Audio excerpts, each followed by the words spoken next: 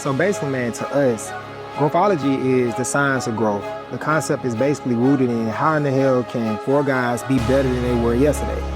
We all are engaged in this thing called life, and every day, we're working to be better than we were yesterday, right? Some of us have goals of being great entrepreneurs, great in real estate, business, finance, barbering, but we all have learned things in our past, and our goal right now is basically to share insights on how we ultimately became who we are today, and also share insights on what are the things that we're doing today to help us basically become who we're trying to become in the future. Hey, what's good, everyone? I want to welcome everyone to the first episode of Growthology. My name is Rashad Grimes. I'm an attorney and entrepreneur, and I'm going to be your host. So what we're going to do is let's get into what is Growthology. So in short, Growthology is the science of growth and self-improvement. Overall on this show, what we're going to be discussing is personal growth and self-improvement. In short, as well, what we're going to be talking about is what does our personal journey look like in regard to personal growth? What are some things that we had to overcome to get to where we are now? And what are some things that we're constantly going through in life to make sure that we're bettering ourselves every day? What I want to do right now is introduce the guests. So at this point, I want to just go down the line. I want everyone to just give a short spiel on who you are. And I'm going to ask one follow-up question after everyone do their personal introduction. So does anyone want to go first? Do we have a personal preference? I'll start it off. All right, let's go, Q. My name is Kamari Hardy. I'm from Birmingham, Alabama. I'm into real estate. I mentor kids throughout the week, and I love reading books. All right, let's go, Rod. Yep, my name is Mr. Moore, Mr. Rob Moore. Right here, Mr. Mr. Rob Moore. That's my name. That's how you got to put a handle on it. That's how you got to refer to me. Yes, sir. No, sir. Straight like that. I'm not playing with y'all. All right, let's go with it. Let's go. All right, we're gonna do it over. Okay. All right. That was good, though. I like It was good. It was good. We're gonna start it. We're gonna start it from the beginning. Yeah, from the beginning. Okay. Good. To give me another chance to. I'm gonna pull this right here back. I'm seeing how everybody moves. Once you see how everybody moves, Move, you know you how gotta to do it. place them in. We still recording audio though. All right, cool. All right. And we are rolling. Hey, what's good, everyone? First thing I want to do is welcome everyone to the first episode of Growthology. My name is Rashad Grimes. I'm an attorney and entrepreneur, and I'm going to be your host. In short, I know you guys are probably like, what the hell is Growthology? Well, Growthology basically is a science of growth and self-improvement. And what we did is created a podcast to pretty much document our personal growth on things that we've been able to overcome throughout our life and things that we're constantly overcoming to become who it is that we're setting out to be. I want to go down the line. I want to introduce everyone to the co-hosts, and I'm going to let these guys give you a breakdown of who they are and why they're here. So let's start off with Q. My name is Kamari Hardy. I'm a realtor here in Alabama. I also have real estate across Birmingham. I mentor kids throughout Birmingham City schools, and a hobby that I have that I love is I love reading books. Right? Cool. Yep, my name is Mr. Moore. All right. Straight like that. Mr. Moore. Mr. Everybody refer to me as that. It's not a joke. They laughing. It's not a joke. Seriously. If you see me in the street and you call me Rod, I might ignore you. But yep, I'm a lover of Christ. You feel me? I'm a people person. I'm not married, anything like that. But if you're looking for what I do for work, I do some consulting work, and I'm also into financial services, insurance, and investments. And I'm just here excited about the podcast to bring our stories to the world, interview great people, and just chat amongst brothers. Could you give us a fun fact, just something that we may not know about you? I'm short, like 5'6", 5'7". I could dunk like in high school. It's crazy. Crazy. Let's go, Brian. Yes, sir. So I'm Bro Brian. I'm from Tuscaloosa, Alabama. You know, I'm a professional barber. Moved here to Birmingham to pursue my dream as a barber. The hobbies I have is just learning. Like, I enjoy like doing things I've never done before. And so I'm here to fellowship with my brothers and talk about growth and development. And I got a lot that I can share. So stay tuned. Let's go. All right, let's go. So one of the things I want to follow with you guys in regard to just the podcast in itself, what made you guys personally want to join a podcast? So when I picked up the phone and said, "Hey, y'all, I got this idea, I got this concept. I think you guys would be great for it." What made you guys ultimately decide, "Yes, I want to be a part of this"? Who started? You guys can go. I Turn honestly right didn't around. want to do it. Right. A lot of people Damn. like I have opportunities, and some of my work is speaking. And for one of the consulting gigs I do, we teach people how to be public speakers and even paid speakers. But honestly, I don't care to be speaking. I care to like my gift is connecting and serving. Like that's my so I like to be.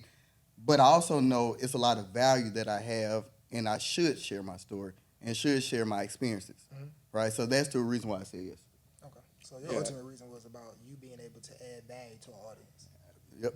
So before we move on, in regard to value, you being a guest, a co-host, Yep. what is the ultimate value that you believe our audience will get from seeing and hearing you on this show? Hope, right? Somebody that probably looked like them, still on the journey, and also just kind of like being straight up. You know, like people have these facades, and sometimes it's too far out of reach. But I want somebody to be able to look at me and say, like, you know, I could do that. No, that's real. That's real. Q, how about you? For me personally, like Rod just said, I didn't want to do it either. But for me, it was, y'all know how I am. I'm behind the scenes when I do my stuff, right? I like playing the back. So I thought to myself, like, hey, this could be an opportunity where you kind of build your personal brand. And secondly, whatever Rashad brings to my table, I already know he thought it out. So I trust him with whatever decision he brings to me. So it's not like I had to vet anything because I trust in Rashad. He already knew that he had a vision, so I feel like I can add value with his plan. So that's why I'm here. For sure. Could I piggyback and add, same question I added to Rod, from your personal experience throughout life, what you're going through right now with your current vocation, what is some value that you believe our audience will get from hearing about you on a day-to-day basis, what you're currently going through? What is some value that the audience will get from Honestly, it's so broad. Like entrepreneurship, I think I can add value entrepreneurship. Also real estate. I sell houses. I have my own real estate, so I can add value there. But personally, where everybody can kind of feel me at is a personal story. You know, we all go through life and we see a person, but we all know they have a story, right? So when I'm trying to listen to somebody on a podcast, a little video, TikTok or whatever, I want to hear a story. So now I have context, right? Once I build that context, I have a connection with the person I'm listening to. That what brings me to be a fan of them. So for listeners that listen to me, I want to at least preach to them about, like Rod said, hope. I want to inspire somebody. I feel like a lot of times we all know everybody try to push this like success method out, but it's not a one-size-fit-all type of thing, right? So I feel like we all can add value in our certain pockets in our certain life. Like I'm the youngest one up here, right? Then, everybody else is different ages, but I feel like I'm the youngest, so I have like a little bit more perspective with what's going on currently with the young crowd. Gotcha. I'm not gonna get there, Gotcha. obviously. Let's get to Obviously, let's get to Brian before we all no get to names throwing out. shots. Go ahead. So you can repeat the question? Yeah, they made me feel bad. Rob, well, I tell you the truth, bro. So ultimately, just wanted to give you like a real personal introduction. I think you already done that, but in regard to, when I picked up the phone and said, "Hey, Brian, I want you to be a part of this podcast," why ultimately did you want to join? And then you can kind of go into like how you believe you as a person can add value to the audience. Hopefully, at the same answer, because these two guys pretty much like, "Shot, I really want to do this shit," but I'm looking out, But in truth, what's your truth? Like, why did you really say yes to this, and ultimately, how would the audience benefit from having you on this podcast? Well, I'm gonna first say that I'm a follower of God. So growing up, I always heard like, bro, you need to like tell your story. You get what I'm saying? Because like you got a story, bro. So even though I never really liked talking, like growing up, I always was a observer, like, and I was cool with it. Growing up, being the only child, I never had a lot of words throughout the day. So I'm cool with just like being in my own space or whatnot. Yep. So once again, it's just like something that I'm familiar with hearing all the time. Like, hey, you willing to, join in on us and like discuss this for like, especially like anything dealing with growth, Right. motivation. And so even though that I'm not big on speaking, but if I hear or get that opportunity to speak, like I go with it. Like even though it's not my thing, but I'm Mm. into like following the wheel. And you're comfortable with being uncomfortable. Yes, sir. Yeah, that's dope. And just one of the reasons that I actually started it and believe that I'll be able to add value to the podcast is a little synonymous to what Q was saying, to where I believe I have a story that is a little unconventional.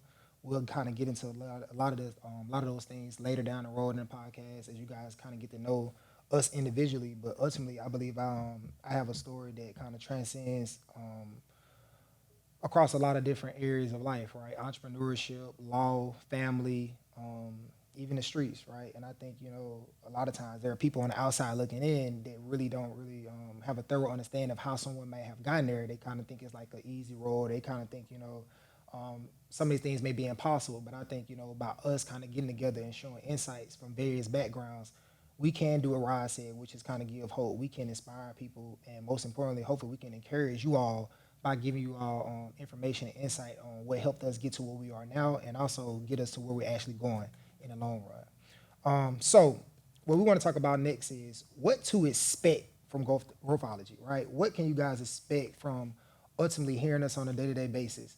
So you're definitely going to hear a lot about like self-improvement because I think everyone here has experienced a series of losses, failures, lessons, right? And I think one of the biggest benefits that we've learned through our life is, you are really only as good as your information. Information changes situations, right?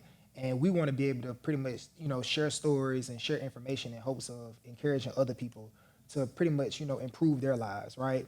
So in regard to self-improvement, you all hear about adversity, manhood, purpose, health, business, politics, and economics. And we also have guests on here. So some of our guests will include entrepreneurs, politicians, community leaders, and one of the biggest guests that we'll probably have on this show are people who have a strong amount of fortitude, people who basically have overcome a lot in their lives. So that's what you can expect. Now, what can't you expect from Growthology? I'm gonna let the guys chime in on this, but this is not gonna be another one of those podcasts. It's like men versus women topics, mess, gossip. Basically, no negative energy, no low vibrations, right? Anything we're doing, we're trying to inspire and encourage people to be better, right? But team, what are some things they should not expect? Rod, you go last because I know you're gonna say something crazy. So what are some things that you think, also they could expect, could not expect, just one or two bullet points, whether it's from you, what are some things that you kind of have ideas that y'all gonna bring to the show? What are some things that the audience can expect and not expect? That's a tough question on what they cannot expect. What they can expect is, hey, I got to think hard about that one. What they can expect is motivation throughout life, really giving a person energy to attract their goals, to move through their goals, to finish their goals, and create new goals. Mm-hmm. So that's what we're here for. As far as like Growthology, I feel like Growthology is a science of your own success. Mm. And we all, like I said before, it's not a one-size-fit-all. So it's like a thing of, what you got here to get there. It probably won't work for me. Like Rashad, how Rashad's life went, I know I couldn't endure what he went through. That's just like where I grew up. It just wasn't the same as how he grew up. So for me, I know I can't follow his plan, but I can take what he's done. He read a lot. He studies. I've seen that, and I carried it to myself. So I want to do the same thing for the listeners that's listening. Sure. What about you? Yeah, one thing that I can say that, the people who tuning in that can expect is like just change. You get what I'm saying? You can expect change. If you want to grow at something, you gotta expect change. Don't nothing like stay the same. As long as you living, it's never the same. So just expect to, push through. Expect motivation. Expect inspiration. Expect truth. You dealing with 4 individuals here that are like civilized men. We all come from something, but to get to we at and to be able to, be inside the rooms that we've been, presence that we gave our presence to, we had to be civilized. And so that's the whole point of like the growth to the youth that I want to speak to, to show like no matter where you come from, you can be civilized and present yourself well in an environment that you pursue yourself in. Those are real keys. Mr. Moore. Yeah, what you can't expect is us to be lying to you. We ain't gonna lie to you. We're not gonna mislead you. we just want to be transparent. You'll hear losses, you'll hear wins, some funny stuff, even serious conversations. So that's what you can expect from the podcast, and what you can't expect again. We ain't gonna lie to you. Oh, that's real. No cap in the rap. So, came up with a quick topic. There you go. What you got for us, man? Oh, man. Get right. Oh, He's gonna tell man. him what he finna ask. So, I think this is a great topic, and I think Lawyers. this is going to be something that hopefully evokes a lot of emotion and allow you guys to go into a place that you guys were able to get a lot of strength from. You guys were able to get a lot of, I guess, courage and overcome some things in you guys' life, right? So let me not go too deep. Let me go into it. What was one of the darkest moments that you faced in your life? How did you overcome that moment? Or have you overcame that moment? And if so, how? So I'm gonna repeat the question. What's one of the darkest moments that you faced in your life? Have you overcame that moment? If so, how?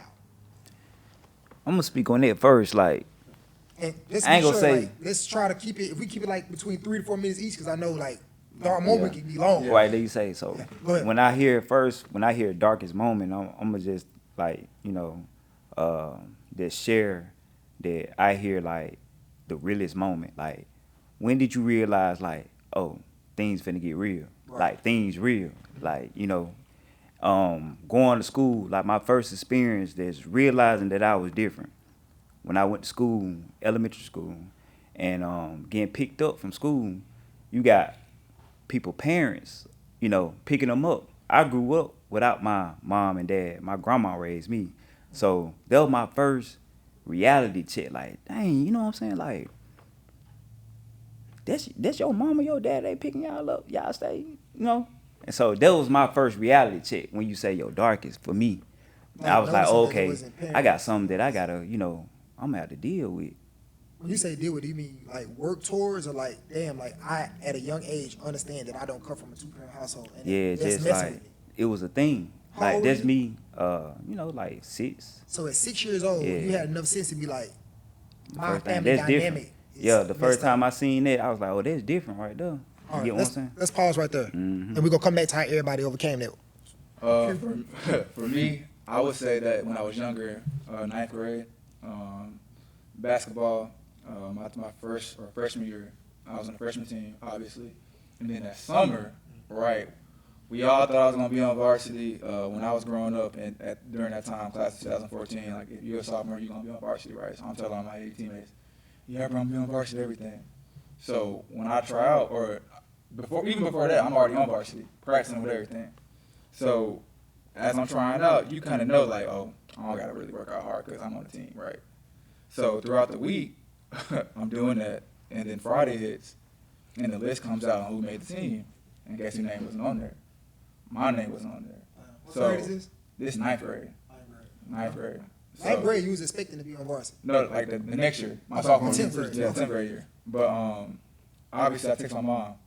My mom called me, like, not cussing me out, but just going off, like, what you do? Like, what you playing? Like, asking me all of this, that, and the third. So next she called my coach. And my coach is just straight up with her, like, hey, he got to get better. Like, I ain't really seen that, so he got to get better. So during that time, it kind of grounded me because you got to think I'm playing older. Everybody telling me I'm good. But it don't mean nothing if you're not on varsity for your high school team. And in regard to like darkness, is that like a moment of like, that's your first time like dealing with like depression, sadness? Bro, just like humiliated because I told everybody I was going to be on varsity. So when they on, even my own teammates, like, bro, you don't gotta worry. Hey, I don't gotta pass you the ball because I ain't gonna be on your team. I'm gonna be on varsity. Like, that's kind of like how I was carrying it. Like another question for me, like, so how long have you been playing basketball? Bro, since like I'm 29, I've been playing basketball since 4 years old. You know what I'm saying? Really 3, like, for To real. be honest. Yeah. So let's pause with this. So now we got 2. Right? What about you? I would probably say just serious of grief. In particular, my maternal grandmother and my uncle, my mom's brother. Those 2 deaths hit me pretty hard. How old were you? I was in 9th grade with my uncle. We were 7 years apart, and actually today's his birthday. Damn. But we kind of grew up like siblings, so that one hit hard. And then my grandmother, I maybe been like, I was in the early 20s, maybe 22 when she passed away, and it was just tough. So I would say like just like learning to one, feel every emotion, allow yourself to, just like, hey, I'm human, and then just start to be recognize and be aware of like why you feeling what you feeling. Like I'll give you an example. Earlier this week, I was pretty irritated, but it wasn't for no reason at all. And then I realized yesterday, I said, oh, death date coming, well, birthday coming up. And I was like, oh, your body's so like, hey, take some time for yourself. Do what you need to do. Like, don't project on other people, you know what I'm saying? Like, that ain't got nothing to do with them. Yeah. Right. That trauma is not your trauma. Yeah, right. So you kind of did something different they did. You exposed your darkest moment, and then you also kind of went directly into like what are some habits or what are some actions that you took to like overcome that, right? Yep. So going back to you guys, so go back to Brian, in regard to like your trauma, in regard to your parents. All right, y'all, that was good. Real insightful, you guys. Definitely got to go deep into this. But real quick, let's take a quick commercial break. We're gonna take care of some business, and then we're gonna come right back, and then we'll get into one of my darkest moments.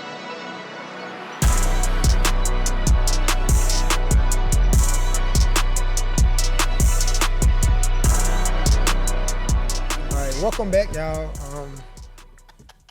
You gotta excuse Rod. A lot going on offline, but at this point, I want to get into what is one of my darkest moments, and unfortunately, my darkest moment to date would have to be losing my brother. It had to be losing my brother Jamal when my brother Jamal got murdered. Um, it was a hell of a thing because so I was lucky enough to grow up with like both of my parents, right? Same mama, same daddy. 6 brothers, all by the same mother and father, right? So like, when you ever see like TV shows and people be like coming downstairs and like eating each other food, stealing food from each other. If it's your turn to get in the shower, you like hop in front of, you know what I'm saying? So like, we was real close, and like me and Jamal was real close because the brother above him, right above me, is Hakeem. My brother Hakeem got hit by a drunk driver right in front of my house in 2004. So I kind of lost my brother right above me, even though he's still living, he's brain dead. You know what I'm saying? So like to this day, he can't walk, can't talk. My mama take care of him 24/7. So like the next brother in line was Jamal. So all my other brothers had went off to college. Jermaine, Amir, Jahedi, they going to college. Jamal is the only brother that didn't go to college. So like Jamal was like my right hand man. You know what I'm saying? And a lot of things, man. A lot of things was just a weird time because I had just got accepted to law school. You know what I'm saying? And I remember getting a phone call, bro, and said he was dead. And crazy thing about it, me and my brother had kind of like fell out right before, and we had a chance to mend it. Like I literally got into a shootout with my brother. I didn't shoot with my brother. Long story short, my brother kind of disrespected my mom. I remember going in the house, punching my brother in the face. You know what I'm saying? Punching him in the face, knocked him out, and instead of him hopping up and going to me, he hopped up, went to his room. I see him grab the strap. So if y'all ever like was in the back of my mama's house, she has a deck. So I like instantly take off running. Swear to God. And I don't know if y'all ever been shot at for heard bullets, but like he said he wasn't trying to hit me. But them whole pew, pew. I'm like running. So that's a real true story. Like my blood brother is shooting at me. And it was this crazy story, man. So like I had talked to my brother bro, for like 3 or 4 months. So like we stay in the same house at this point. My mama like, he in the house. And I just never forget, like, we walking past each other, you know what I'm saying? And it's like the first moment I really learned what forgiveness was, you know what I'm saying? Like, somebody shooting at you, and we just walking through the house, and that nigga just looked at me and cracked a smile and was like, nigga, you shouldn't have put your hands on me. And like, it's crazy as that sound, like, I laugh, you know what I'm saying? But it was like, I ain't laugh out loud. Like, I kind of smirked inside, like, nigga, you know what I'm saying? But there was my brother, man, that we got over that, and literally, bro, 2 months later, man, my brother got killed, bro. And to this day, I really still haven't fully recovered from this shit because he I don't know, bro. It's a real eerie thing I deal with. I still to this day So like in regards to like the emotional shit, you know, like how like you know what I'm saying, like I'm not gonna be able to answer like the get over it part because I really give me a second. Um I really haven't I really haven't I really haven't dealt with this shit. Like I dealt with it, but like it's parts of it that I feel I don't know. You know what I'm saying? Like it's parts of it that I feel that I let my brother down, like by not the dude who killed my brother still alive. You know what I'm saying? And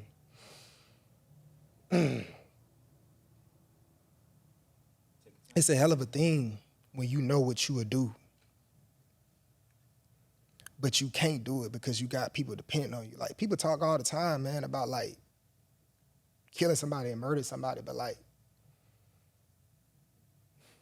it take way more courage, bro, not to kill a nigga than do to kill a nigga. Like it take way more courage, bro, to like suck that shit up and go to law school. Suck that shit up and like not allowing your mama to lose another child, one in the grave and one in jail. You know what I'm saying? Like, so I'm not gonna sit up here and lie like, you know, I've dealt with it. I still beat myself up some days. Some days I look at myself in the mirror and be like, damn, bro, I can't believe you ain't did nothing. You know what I'm saying? But then I look at my wife, I look at my boys, I be like, damn, well, if I would have, I wouldn't be here. You know what I'm saying? So like, I don't think I really ever fully get over it. You know what I'm saying? But I hate to like get emotional, but like it just kind of happened. Like, but yeah. So that's like one of my darkest moments, bro, and that's like something I really haven't got over yet. Okay. Yeah, definitely. Yeah. Yeah. Can I get a minute? Let me get a minute.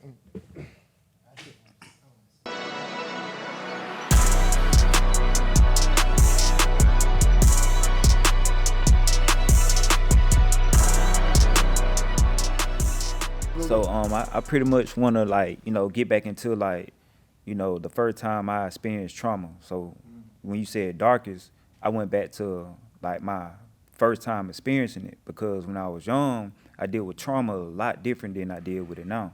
I done seen stuff like 5 years ago that like if I shared it with somebody, they'll be like, man, you experienced that? Like, how did that make you feel? And I was like, man, I deal with it pretty good, for the most part, I learned how to, cope with it.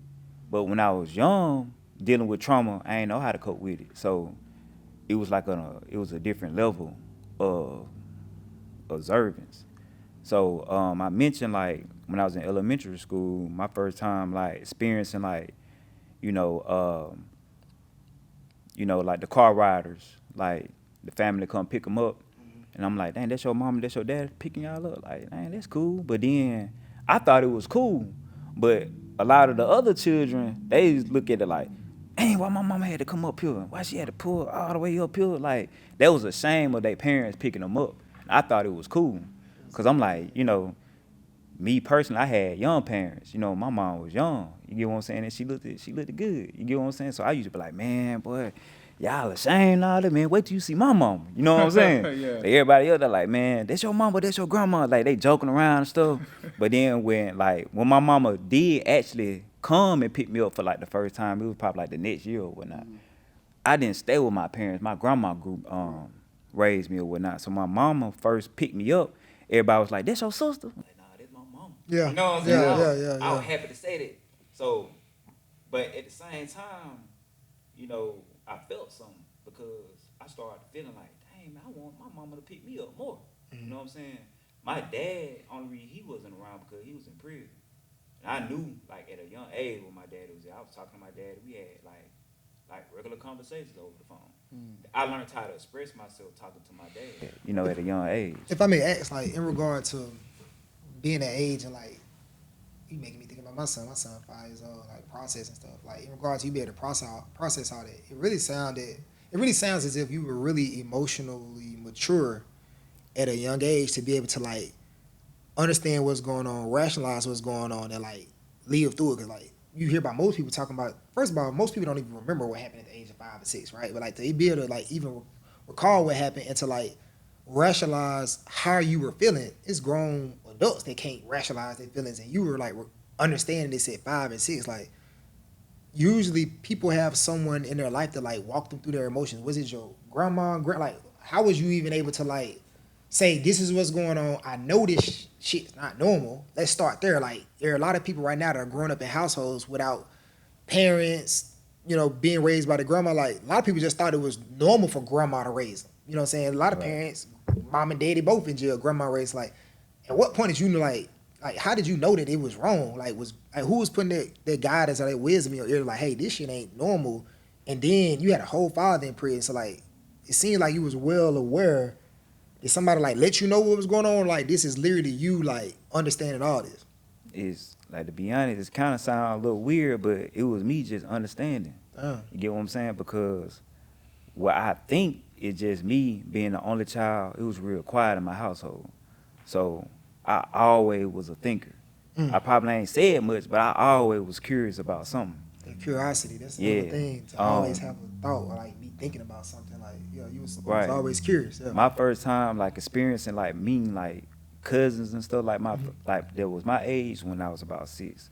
I remember the first time like meeting my cousin really wasn't my blood, you know, because my mom, she only had one sister on her mom's side. And my mom got 2 brothers on her dad's side I never even met. My mom from New York, she don't even really know like her dad like that because he passed when she was young. But she got 2 brothers though in New York that like she know him, you know, but I never even met them. And so you know, this small family. So my uncles is my mama uncles and stuff like that. So my uncle ended up getting married, and so when I met like his wife and her children, that was my first experience. Like, oh, I got cousins now. And what age is this? 6. You know, 6. And to like say, for time's sake, have you been able to like, I know off camera, I know that your father's out of prison. Like, at what age did you like, hey, I'm whole? Or is this something you actively still dealing with, raising your kids and having a family? You like looking back and like, damn, like by me having to grow up like this, I'm still affected. Yeah, so that was another thing of just observing too. About like a year later, and like when I turned 7, I'm like in 2nd, 3rd grade, something like that, and you know, I realized like, well, I'm like, well, my dad in prison, you know, but now I'm thinking like that's a thing, because when I tell somebody that, they reaction like let me know like, oh, that's something for real, like you need to be. And then I started thinking like when I get home, I have a lot of my thoughts to myself and conversations to myself, which was with God at the time. At 7? Yeah, at 7. And I remember asking myself like, when I told such and such that my dad was in prison, like why he reacted like that? You get what I'm saying? Like it was abnormal. Yeah, and so just me just processing stuff like that, like, okay, but when I go to school, I see people like they dad picking them up, like, why do I react like that? Oh, it's something I ain't never seen before. So a lot of the children who I grew up with, you know, they ain't really like experienced like, I guess like what I was going through. So that's the reason why they was reacting like that. So I then knew like, okay, well let me find out why Pop's in prison. That's one thing I didn't know. And then you went down. So I started asking little questions like that and stuff like that. My grandma used to say like, man, he gonna be gone a long time. You get what I'm saying? Like, if you live right, you'll live to see the day when you come home. So then I started thinking like, man, I don't want my son to grow up like this. Like when I grow up, I'm gonna be a dad. I'm gonna make sure I be around, so my children won't feel what I'm feeling now. So at an early age, you gonna, because usually it's either or, right? Somebody's parents is on drugs, they end up being on drugs because of their parent, or they avoid drugs because of their parent. Right. You went through something, you said like, hey, I know how I'm feeling. Whenever I get a chance to become a father, I'm gonna make damn sure that my kid never experienced what I'm going through. Right. And you thought all that, internalized all that. Before I even knew what I wanted to do what I wanted to be when I grow up, I knew the first thing that came to mind was like, I want to be a father. Like a good father. A good father, like present. Present father. Yeah. Let me that was real heavy, man. I think a lot of people gonna be able to relate to that, whether we know it or not. Let's talk about you, Rod. Like, well, not you, Rod. You already talked about your healing process. You not being able to like go to that next level in ninth grade. Let's talk about like what happened 10th grade. Did you kind of buckle down and make the team? Did basketball dreams fade away? If they did, how did you deal with that? Like, let's walk through the loss that you experienced and what ended up happening next, and how did you ultimately use that experience to become whole as an individual? Honestly, my ninth grade year, like I said, that summer, I worked extremely hard. Right, my mom used to say this saying all the time: "If you stay ready, you don't got to get ready." Right, so that whole summer she was on me, running hills, man, anything she was creating stuff. And my dad was working me on my shot, so that whole summer I was working, right. So I learned 2 lessons throughout this whole process. One lesson was there's always going to be competition. So mind you, the people that was on varsity were my best friends that I hung out with every day, right? We've been hanging out with each other since like 7th grade, but they was older than me. So obviously they kind of knew they were already grandfathered in the team because they already done their time. For me, I was trying to, break through. So when I was practicing hard. And, I was bumping guys. They all looking at me like, bro, chill. Like, what you doing? We walking through. I'm trying to get on the team. You got something to prove. It ain't no, you see what I'm saying? Like, yeah, like you. It like, ain't no. I'm trying to. Y'all here. Like, y'all in my way. Look, Yeah, it's yeah. to the point. Like we sitting there, and coach trying to tell us something. They talking. I'm like, I'm stepping away. Like, hey, bro. Like, I don't got the same. I ain't your friend at the moment. You know what I'm saying? Yeah. So I learned that early on. Secondly, I learned from just working out every day. Like, you got to work out every day, right? Knowing that the goal may not never happen. That's a hell of a thing. Like, you know what I'm saying? Like, That's a hell of a thing. Say that again. You got to work out and do everything daily, knowing that the goal not going to be there. But you can't stop working. You can't stop working out because it really depends on who you are as a person. Yep. Are you self-motivated? Okay, coach did what he did, but what you going to do? If he called on you, what you going to do? I've been crying to you this whole time saying I could shoot, whatever. If I need you to come in and shoot a shot, are you going to make it? Because if not, then anything you said was invalid, right? So from that 10th grade year, I learned just to work hard. And I basically, throughout high school, carried that same principle, working out hard, even outside of basketball, like what y'all don't know. My parents paid for like tutors, ACT prep, bro, anything, like math tutors. Like I've had that my whole life, right? So anything that I'm doing now, I've been doing my whole life. Like I was the same kid going in fourth or fifth grade, having the y'all know when the book fair came in, bro, I had all my books lined up. So I was really into like horror books. So was this like this is you as a person, or is this like something, like you needed extra help, or like, no, you were just always an avid reader? Dude, honestly, it was just my brother, how we were. We always just try new things. So like I had phases, like we had Hot Wheelies, right? After that, we got into baseball. Obviously, never played baseball in my life. Third, I got into books. Books just stuck because it was time where my mother ain't really bothering me. My dad ain't really bothering me. I'm really the boring child. Jay ain't really the one running around the house. I'm chilling. I'm in my room. Them be the kids that you got to pay attention to. The kids that you don't think they need help. They the ones that actually need the most assistance. So before we go on break, like in a quick, short nutshell, walk us through like what was that. So you talked about like getting out of the hole and overcoming, but like, are you whole now? Because I know some people, bro, that's still trying to chase high school dreams or chase like they still living through their kids. Like, have you moved past that, or like are you whole as it Rod laughing like, hey, I ain't being funny, I'm being dad. Yeah, like right. There are a lot of individuals, especially athletes, they're basically living through their kids, bro. It don't be basketball, football, but are you whole like, hey, I took these qualities from myself, from this sport, it made me better, and now I'm applying to what I'm doing in life, or like there's still a hole in you that you feel like you really haven't overcome yet? Bro, personally, like when I left school, my second year, my senior year of college, I was getting into trouble with my coach. It was all on me, right? So at that point, I knew this wasn't going to work out because I had no film because I wasn't playing because I was in trouble, right? So I accepted that I wasn't going to be playing. What I do now is I stole every principle from my sports journey and applied it to my real life.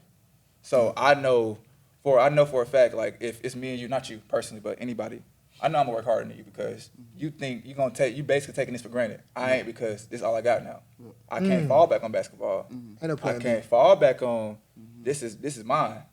But this, you've been doing it for how long, or whatever you've been doing it, you would think like, I'm good. For me, I ain't gonna do that because I only get one opportunity. Gotcha. Like, that's it. All right, y'all, let's go to another commercial break and we'll be right back.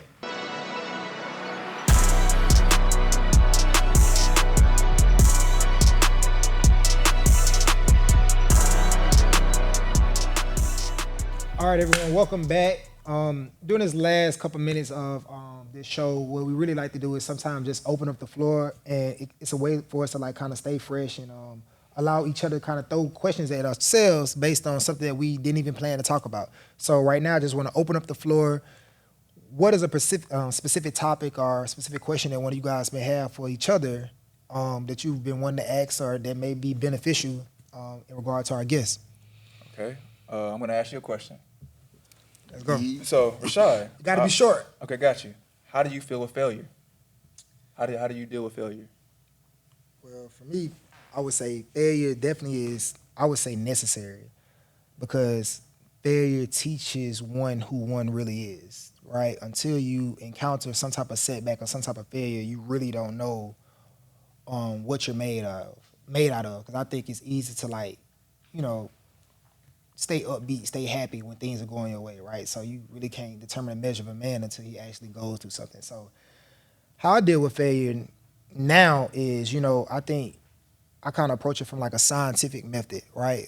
First of all, let's look at what happened, right? I think a lot of times, like, we just skip and go straight into like panic mode. Like, no, let's look at what happened, because everything is really not a failure based on how you look at it, right?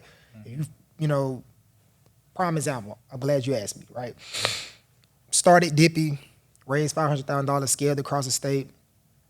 2 years later, had to file for business bankruptcy, not personal bankruptcy, right? So, like, for me, I was like, damn, man, that was like a major fucking failure. Here I was, thought I was gonna be a multi-millionaire. Everybody else, I'm thinking I'm finna put everybody on, everybody gonna be good. And I'm like, damn, bro, I really did fail. And then I had to go back to like, well, what happened? And just talking to you and the team, like, think about what you're saying, Rashad. A kid from the inner city, for the first thing, let's just say first thing first, you raised $500,000. Average person ain't even seen it at one time. So, like, you got a mobile application built. You got a team of people together to, you know, offer a service that wasn't available in that state. You scaled it across multiple cities. Is that a failure?